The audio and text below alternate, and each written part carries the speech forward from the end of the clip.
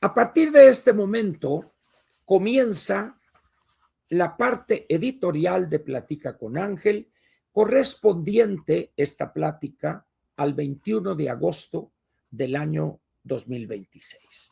Vamos a ver. El título del editorial de hoy es el siguiente: ¿salir del atraso y modernizarse se puede?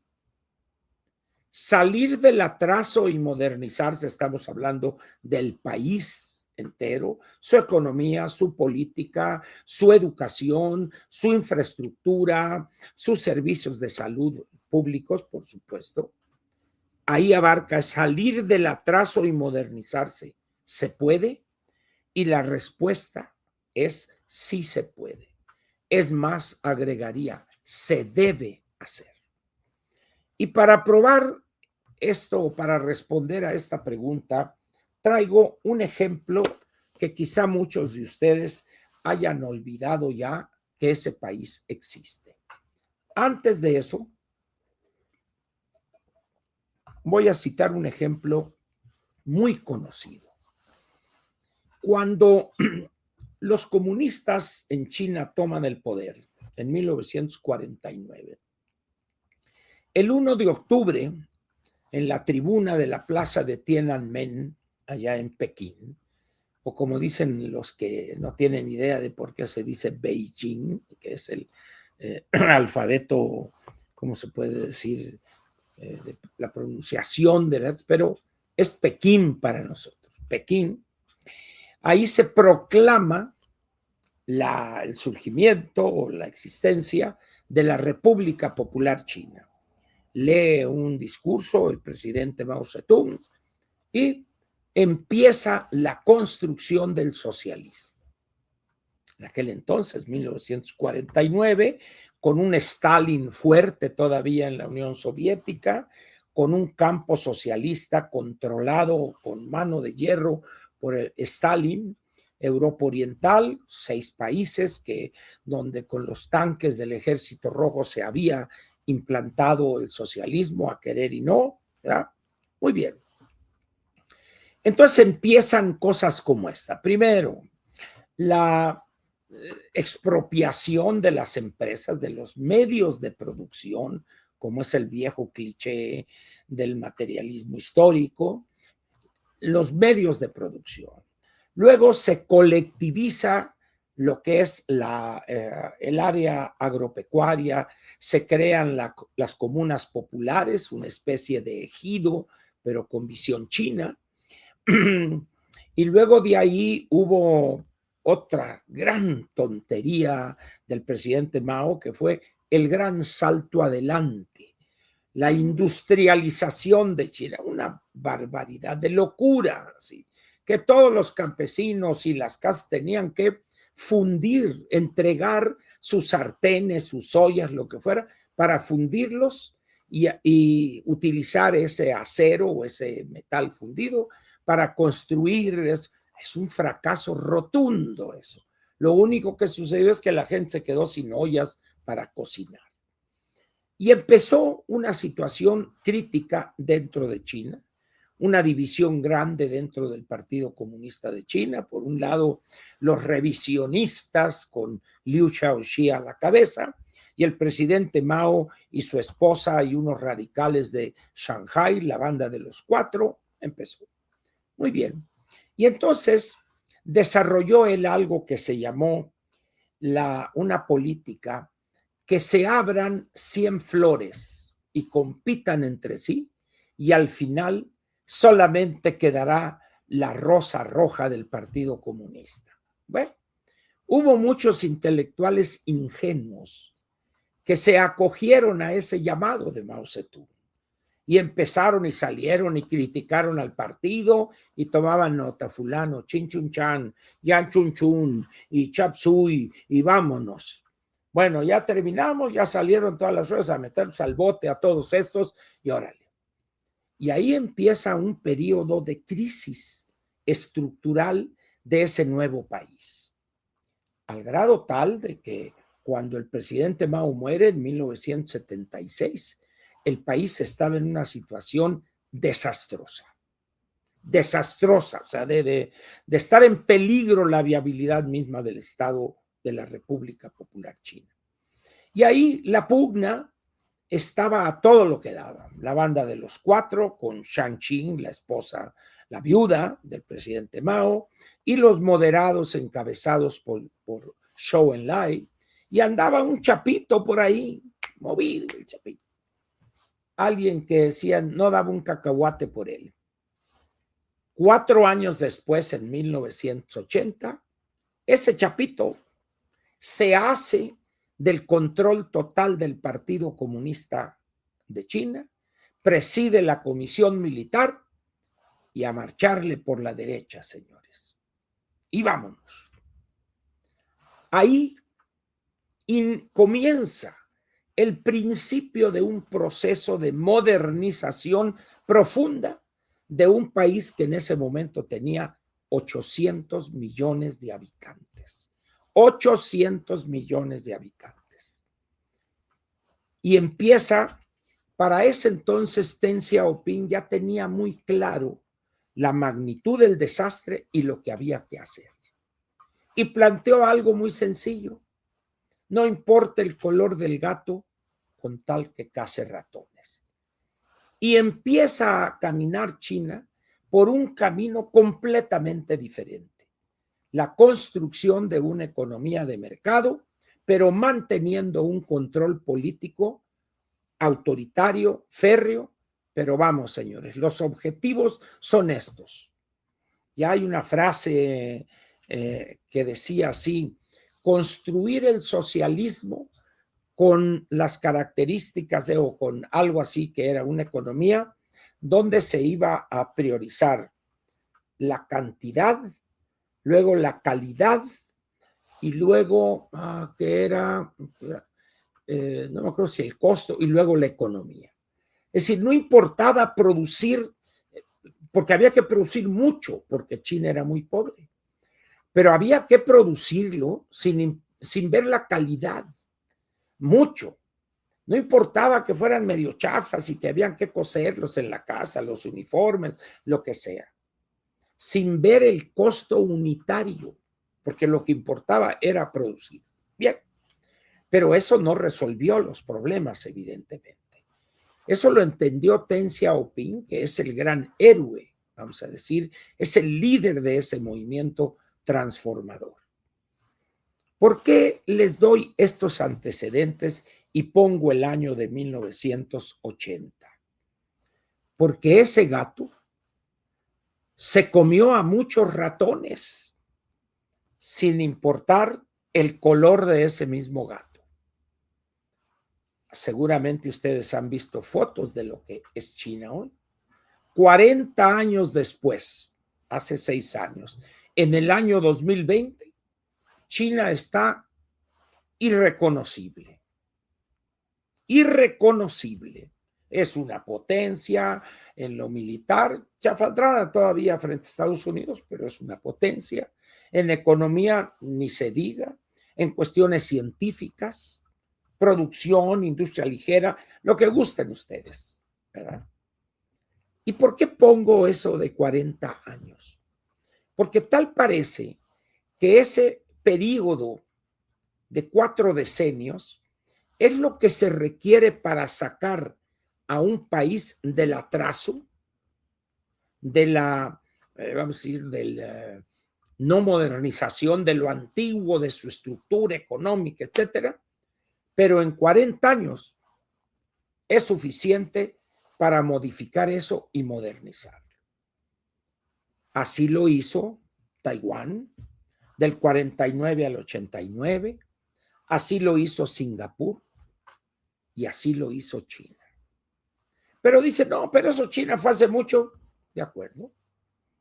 Pero ahora les doy el ejemplo más reciente que podría sernos útil para tratar de entender ese proceso de modernización, estructuralmente hablando, y de todos los aspectos de una economía, de la política, de la infraestructura, de la educación, etcétera, etcétera, de un país.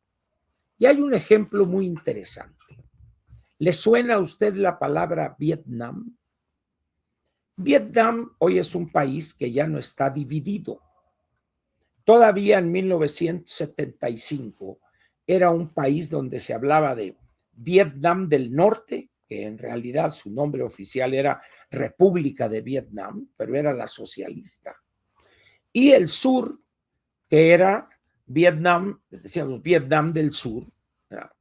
Pero estaba partido en un paralelo ahí. De ahí para allá es el norte, el socialismo, que quieren construir el comunismo, y de aquí para acá es Vietnam del Sur, es el capitalismo. En 1975, ante la no presencia ya de tropas norteamericanas, el ejército de Vietnam del Sur era una corrupción, un desorden, y el Vietcong, es decir, los guerrilleros mandados por el Partido Comunista de Vietnam, arrasan con esto, y en abril de 1975, un helicóptero, creo que es Huey, es la marca, Rum se lleva los últimos y algunos agarrados ahí de los rieles de él.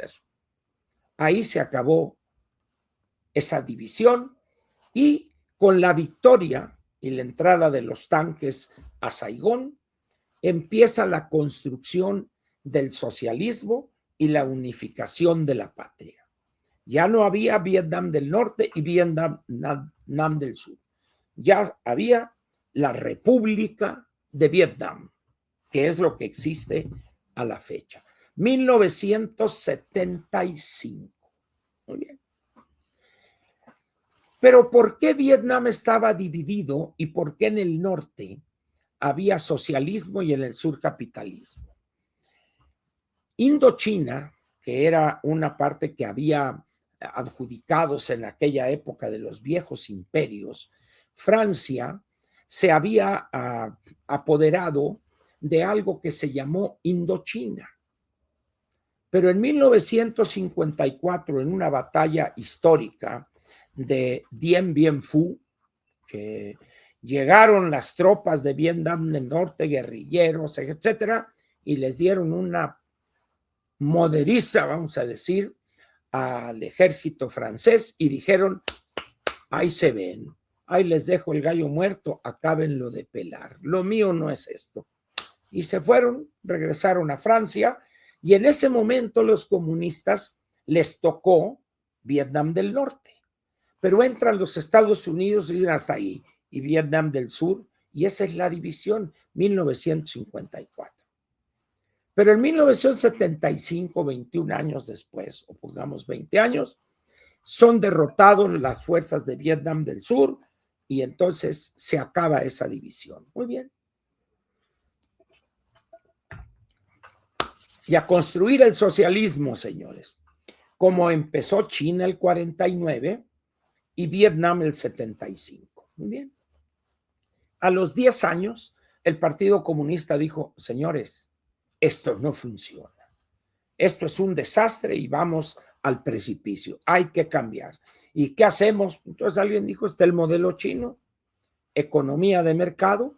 Ya para esos años, 1985, ya China era un modelo para muchos países, para muchos gobernantes y sus partidos políticos, porque había empezado en 1980, pero con una rapidez increíble. Entonces dice: vamos a tomarlo en cuenta. Y empieza Vietnam a modernizarse, a abrir su economía, pero mantener el control férreo políticamente hablando. 1985. Vayan hoy a Vietnam 40 años después. Por eso les decía, eso de 40 años parece que la práctica dice: señores, en 40 años lo puedes hacer. Si China, que era un país de 800 millones de habitantes, en 40 años se modernizó, cambió sus estructuras anquilosadas económicas, Vietnam del 85 al 2025, vean lo que ha hecho. Y nosotros tenemos, vamos a decir, desde los años 40, para no irnos más lejos, y ya llevamos 85, 86 años, y el país hoy en algunas cosas está peor que hace 85, 86 años. ¿Por qué? Porque no nos hemos atrevido. Ya lo decíamos ayer, porque ni los legisladores, ni los partidos, ni los políticos, ni los gobernantes se han atrevido a plantear, señores, aquí hay que hacer esto, y órale, y para adelante. Estoy leyendo este libro que una buena amiga me lo obsequió, no sé dónde lo consiguió, seguramente en Estados Unidos. Es un libro que se llama Entendiendo la economía vietnamita, Understanding Vietnam's Economy. Este es un libro didáctico, no sé si en Amazon lo venden, es posible que ahí lo encuentren en Amazon, y es una cosa, una delicia leer este libro, pero además está hecho de una manera donde las letrotas aquí se entiende perfectamente, está en inglés por desgracia, ¿verdad? Pero es el desarrollo, la claridad de lo que hizo y lo que ha hecho Vietnam en 40 años. Ahorita, Vietnam es una potencia en algunas actividades, se ha beneficiado de los cambios que se han dado en China y muchas cosas de alta tecnología que sacó Apple de China. Una parte se fue a la India y otra parte se fue a Vietnam. Una economía abierta, un éxito en turismo, están modificando de raíz sus cuestiones agrícolas, es una potencia en arroz, por ejemplo, y otros granos, té, café, y en la cuestión educativa, en estos 40 años se ha convertido su población en una población de primera calidad en materia técnica, de tal manera que tiene una mano de obra que es un activo importante frente a las empresas que están llegando a Vietnam. Y es algo curioso. Cuando era presidente de los Estados Unidos, George Bush hijo, Vietnam, en la ciudad de Hanoi, lo que era la parte socialista, construyeron un World Trade Center. Aquí ya ven que hay insurgentes ahí en lo que era el Hotel de México, o es el Hotel de México. Vietnam, en la ciudad de Hanoi, que es su capital, construye un World Trade Center para realizar convenciones, exposiciones, seminarios, etcétera, etcétera. ¿Y quién inauguró ese World Trade Center? Los gobernantes vietnamitas, dirigentes del Partido Comunista y el presidente de los Estados Unidos, George Bush. Vean ustedes la gran enseñanza para México. Si hubo un país que durante 50 o 60 años estuvo luchando contra el imperialismo, primero contra el imperialismo francés y luego contra el imperialismo yanqui, como se decía, y resulta que unos cuantos años después, el presidente de eso, que era el gran Satán, estaba inaugurando el World Trade Center en Hanoi. ¿Se imagina esto usted en México? Con estos gobernantes que tenemos, imposible. Por eso, el primer cambio que debe darse para modernizar un país está aquí. Pero estos de Morena tienen mierda en la cabeza, tienen basura ideológica de los años 50 o 60 del siglo pasado. ¿Qué hizo Vietnam y qué hizo China popular? Señores, sácate toda esa porquería y órale, y vamos a construir una economía de mercado, y vamos a abrir a la inversión extranjera, y vamos a tener relaciones con todos los países, sean de este color o del otro, pero que el gato siga cazando ratones. Bueno, crearon los chinos, vieron el modelo de nuestras maquiladoras y lo aplicaron allá. en lo que se llamó zonas especiales. Fundaron 4, la más conocida es la de Shenzhen, en la parte sur y la costa. Es decir, aquí es donde está el principal obstáculo. Vietnam, les pongo ese ejemplo porque es un país pequeño frente a los 800 millones de chinos. ¿Qué pasó con los países que estuvieron sometidos al yugo soviético desde 1945 hasta 1990? Que así tiraron todo eso a la basura y convirtiéronse en economías de mercado y democracias. Esto es Europa. Acá no se puede así decir y que haya democracia, no, tampoco. Los niveles de desarrollo político de Europa difieren muchísimo del nivel de desarrollo político de lo que era China y lo que es todavía y lo que es Vietnam. Pero la esencia, ¿cuál es? Hay que modernizar la estructura económica. Y entonces de ahí nos vamos, pian pianito, paso a pasito. Pero en México, vea usted, escuche lo que dicen estos de Morena, véanlos. Es una vergüenza que a estas alturas del partido estén con rollos acedos, viejos. Pero ante eso, millones babean. ¿Por qué? Porque no hay otro alimento ideológico, porque nuestra clase política, y recuerdo, gobernantes, funcionarios, políticos, partidos políticos, todos, no les interesa también que esto se modernice. ¿Cómo es posible que estemos enfrascados en un pleito que sí, campaña adelantada y que babosadas así? Si una persona dice que quiere ser presidente de la República, que lo diga abiertamente y ande como loquito por las calles. Que si alguien en Sonora dice yo quiero ser gobernador del estado, pues órale, hombre, promuévete y haz lo que quieras. Pero si no hay un partido que te apoye, toma tu candidatura, pues. Pero no le hace mal a la sociedad que ande un loquito ahí desde el año 1 o año 2 del gobernante al que quiere sustituir. ¿Qué le hace daño? Pero tenemos una mentalidad controladora y eso es lo que nos ha sumido en el atraso político. Vea el desempeño en la Cámara de Diputados, en la Cámara de Senadores. Algunos amigos se enojan porque digo, es que la ignorancia es lo que une a estos 628 legisladores. Hay excepciones, pero ¿qué hacen ellos? En vez de decir no sean tontejos, señores, el mundo ya cambió, mejor callan. ¿Por qué? Porque se le echan encima el 95% de ambas cámaras. Hoy Vietnam es un ejemplo de lo que puede hacerse en un país, no como China, en un país acá bajón, pues.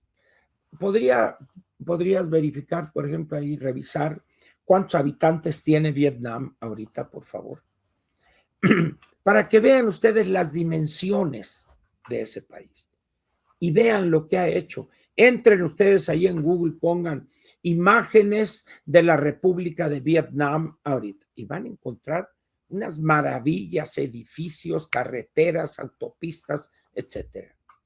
¿Por qué? Porque hubo la decisión. 102 millones de habitantes. Nosotros tenemos 135 ahorita millones de habitantes. Entonces, señores, se puede. El problema es mentalmente. Tenemos que tirar toda esa basura ideológica caduca, aceda, de los años 50, de los años 60 o 70 y abrirnos. Economía de mercado, modernización, y aunque les duela hasta el orto, dirían los argentinos, capitalismo, señores. Capitalismo. Ahorita dicen, no, que vean el prianismo y que los neoliberales y eso. Nunca había estado mejor el país que en esos 30 años del 88 al 18. La destrucción que ha hecho Morena en casi 8 años es histórica.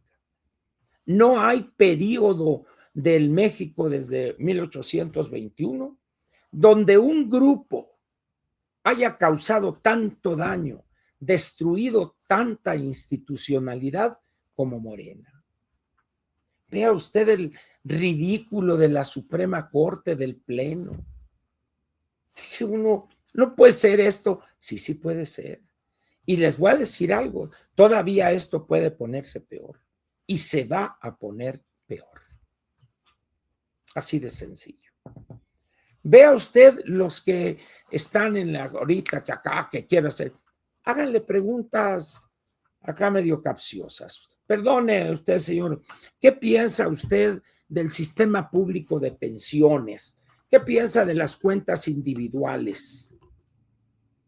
No, bueno, no, es que tenemos que ver porque, bueno, las cuentas individuales, las afores y los trabajos, sí, por eso le pregunto, ¿qué piensa usted?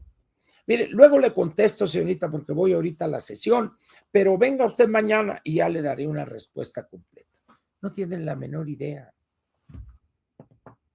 Ya si le entra usted en preguntas más complejas, ¿qué le parece a usted que el medio circulante, el M1, esté creciendo? ¿No le parece que eso alimenta las presiones inflacionarias? A ver, señorita, ¿cómo está eso del remedio circulante? ¿Cómo dijo usted? El medio circulante, señor. No, pues fíjese que no sé. ¿Me podría decir usted qué es eso? Esos son nuestros legisladores. Estamos en los pleitos, que si Rochamoya, que si esto, que si el otro. Minucias, lo frívolo, como dije en Mañaneras y Platica con Ángel. Eso es lo nuestro, lo frívolo, lo secundario. Por eso estamos como estamos. En esas condiciones, pues, yo les digo, señores, se puede cambiar. Alguien me dirá, bueno, pero se va a perder la democracia. ¿Cuál democracia se va a perder? Democracia hoy en México. No me hagan reír porque tengo boquillas, decíamos cuando estaba uno chamaco. ¿Cuál democracia, señor? Salvo ahí los buena onditas, peligra la democracia porque las fuerzas que se oponen. Un país que tiene 50 o 60 millones de marginados, de miserables, sin educación, ¿sabrán ellos lo que es democracia? No, señores. Eso vendrá después, como lo prueba la experiencia en Taiwán, en Corea, en Singapur, y en un cierto número de años se va a ver en Vietnam, se va a ver en China popular. Estamos, pues, entonces, ante un partido o un movimiento o lo que sea, o un grupo de bandoleros que aquí en la cabeza tienen mierda, ideológicamente hablando. La mierda de los años 50, 60, 70, que el gasto público, que el Estado es el impulsor del desarrollo. No es cierto, señores. Es el sector privado, son los empresarios, es el capital. Oiga, pero son voraces. Para eso tenemos un Congreso que legislaría para que se respetaran los derechos de los trabajadores. Pero eso no les importa. Prefieren tener un artículo 123 constitucional de hace 109 años. Así. Y tenemos un artículo 27 que también tiene 109 años, desde 1917, para un país que jamás existió, para un campo mexicano que no existía en aquel entonces. Pero nadie se atreve a decir eso. Todo el mundo me dio risa cuando estaba leyendo las declaraciones de Ricardo Monreal. Bueno, es que esto es una cosa personal, pero nosotros debemos apoyar a la presidenta. ¿Qué carajos tiene que ver la agripeda? Yo porque le dio gripe, ¿no? ¿Qué carajos tiene que ver eso? Es decir, es el colmo de la basura de clase política que tenemos. Todos. Nadie se salva. Lea sus declaraciones, vea los programas de opinión. Dice uno, estos programas de opinión parecen aquellas escenas de las películas mexicanas de las vecindades, en los lavaderos, donde estaban las señoras lavando, y oye tú, que la del 7, que la de ahí, y se aventaban y se peleaban. Así están estos programas de opinión. No es opinión, no son mitotes, son chismes. Ese es el nivel de la discusión hoy en México. Digan lo que digan, señores. Por eso, si tienen oportunidad de buscar este libro ahí en Amazon, no he visto yo porque lo empecé a leer hace unas horas, Understanding Vietnam's Economy. Búsquenlo ahí en Amazon, ¿eh? Porque vale la pena, porque es un ejemplo actual, vamos a decir. Un país pequeño, en 1985, y que ha hecho una transformación increíble, cosa que nosotros no nos hemos atrevido ni siquiera a plantear, mucho menos a poner en práctica. Ahora bien,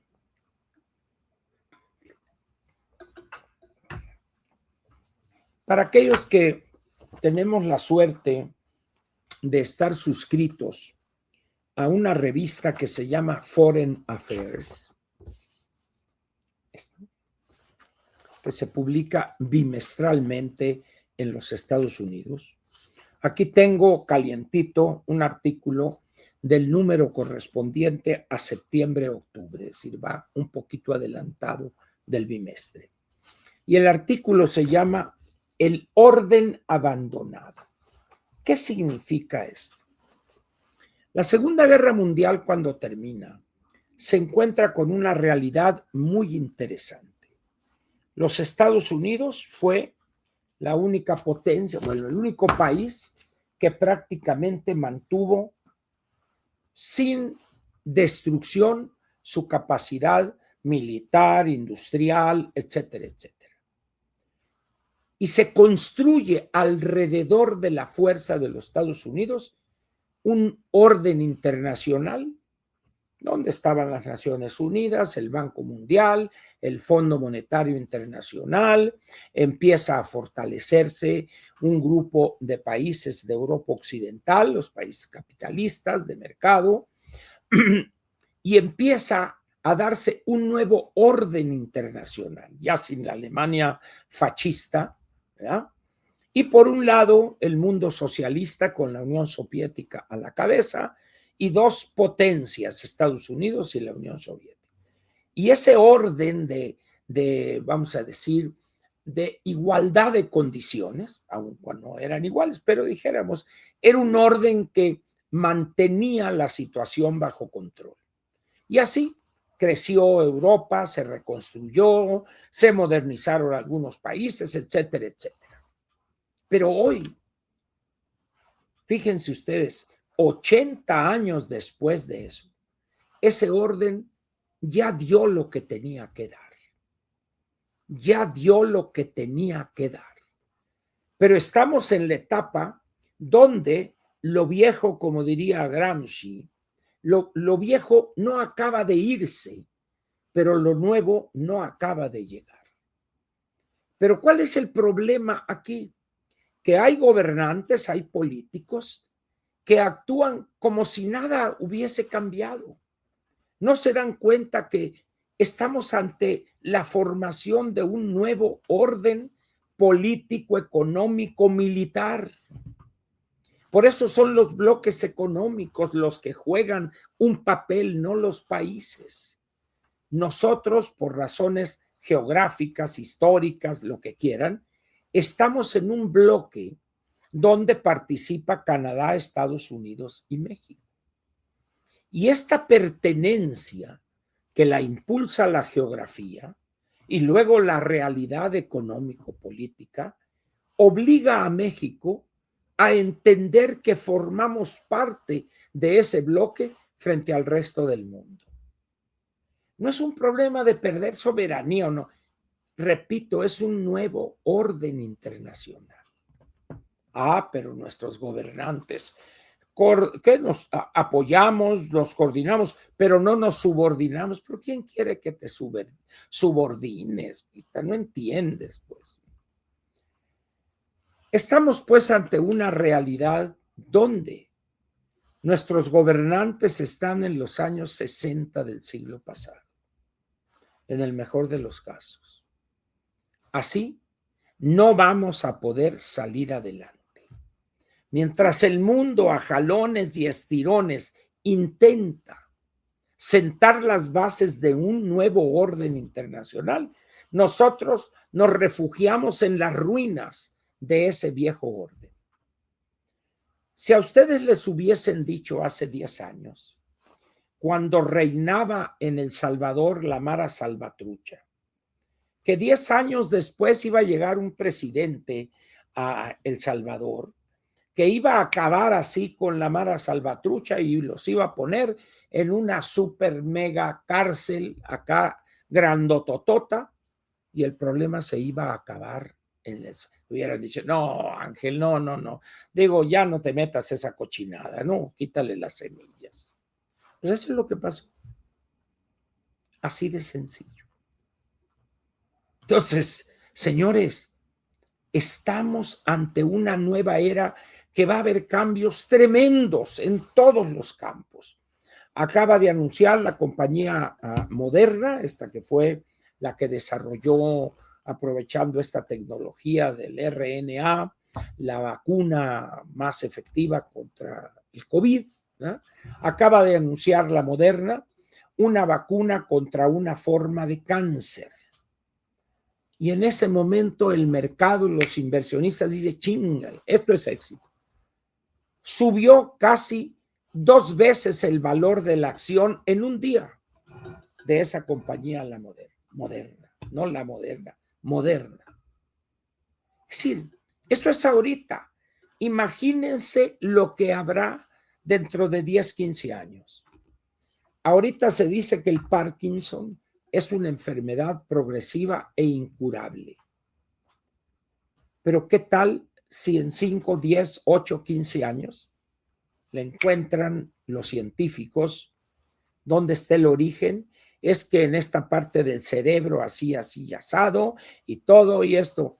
¿Y qué tal si alguien desarrolla una tecnología donde ese pedacito del cerebro lo corta y lo quita? Estoy pensando una babosada si quieren ustedes, pero me estoy refiriendo a lo que va a poder darse, suceder en los próximos 10, 20, 30 años. Por eso les digo a los que cumplen 50, 60 años, no, hombre, lo que te va a tocar ver a ti en materia de desarrollo científico. Por eso, señores, el gran problema que tiene este país, el gran problema que tiene es la ignorancia y el atraso de nuestra clase política, su pequeñez, su inclinación por las cosas frívolas, secundarias. No tienen capacidad ni disposición para entender que las cosas han cambiado y hay que conocerlas, hay que estudiar, hay que leer. Imposible eso. Ese es el México, señores, que hemos construido. Por desgracia, pues no todos tienen en este país, sino un grupo muy selecto de periodistas, etcétera, a los dirigentes de los partidos, diputados y eso, o tampoco le interesa a los ciudadanos y hacerles preguntas trascendentes, pero se quedarían mudos porque no saben, ni les interesa aprender.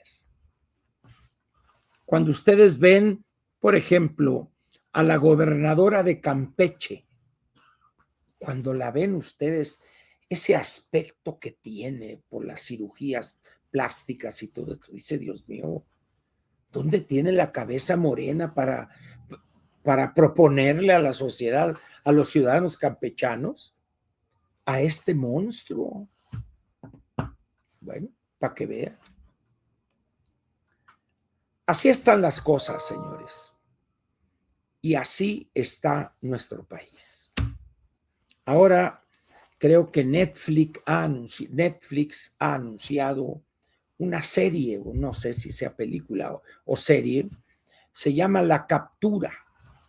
Y es una cosa medio entre ficción y novelado y realidad. La captura de el Chapo Guzmán ahí en Los Mochis, que se escapó por el drenaje y ahí lo agarraron unos policías de caminos, etcétera, etcétera. Y desde ahí pues ya Babalú, se acabó. El Chapo está en esa gran prisión en Colorado, la Big Max creo que se llama. Entonces, dice uno, yo no sé si va a ser un éxito o no, pero ¿qué no habrá otros temas, por ejemplo? Sí los hay. He comentado aquí con ustedes y hoy lo repito, casi como cantaleta. Allá por los años 60, principios de los 70, leí, o fines de los años 60, leí yo con un gran interés y con un gusto esas dos novelas de la autoría del doctor Héctor Aguilar Camín, Morir en el Golfo y La Guerra de Galio. Aquello fue un impacto tremendo.